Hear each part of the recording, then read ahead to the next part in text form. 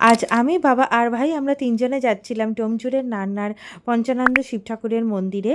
তো আমরা এখানে ক্যাব নিয়ে নিয়েছিলাম Santragachi rail station, jewellery factory, গভর্নমেন্টের, দেন ডোমজুর স্কুল, এই সমস্ত কিছু পেরিয়ে আমরা যাচ্ছিলাম। তো একটা জায়গা এক্সপ্লোর করতে খুব ভালো লাগছিল।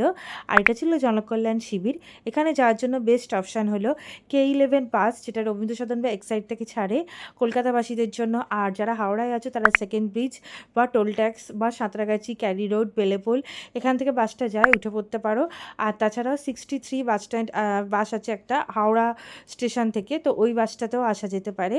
আর ডোমজুর বাস স্ট্যান্ডে নেবে, ওখান থেকে যে কোনো অটো বা টোটো নিলে পার হেড 30 টাকা করে নেবে, মন্দিরের সামনে নামিয়ে দেবে। সুন্দর গ্রামের দৃশ্য দেখতে দেখতে যাচ্ছিলাম। গ্রামের সুন্দর বেড়া দেওয়া ধান, বেড়া দেওয়া বাড়ি, এসব দেখতে দেখতে পৌঁছে গেছিলাম আমরা পঞ্চানন্দ মন্দিরে। আর এখানে আসা মাত্রই কিন্তু মনে অদ্ভুত শান্তি, যেটার জন্য আমরা মেন এসেছিলাম।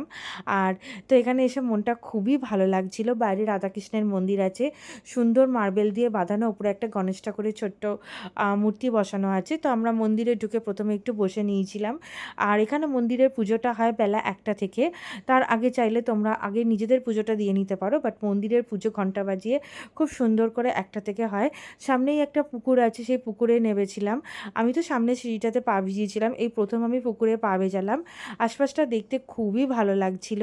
আর এখানে ছোট্ট বিড়ালটা ছিল, ও পুকুরের মাছ খেতে এসেছিল।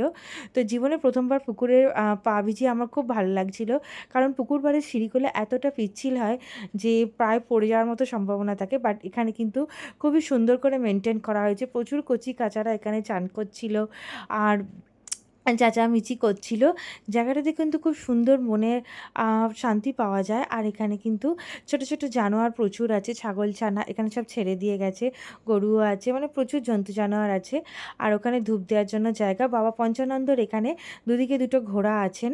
তো কোনো কোনো জায়গায় ষাঁড় থাকে, কোনো কোনো জায়গায় ঘোড়া থাকে, এখানে ঘোড়া আছেন। আর এই বিরাট অশ্বত্থ বৃক্ষের মধ্যেই ঘটকে, মানে ঠাকুরের ঘট প্রতিষ্ঠা করা হয়েছে। তো এখানে কিন্তু গাছটা বহু পুরনো, অনেক দিনকার।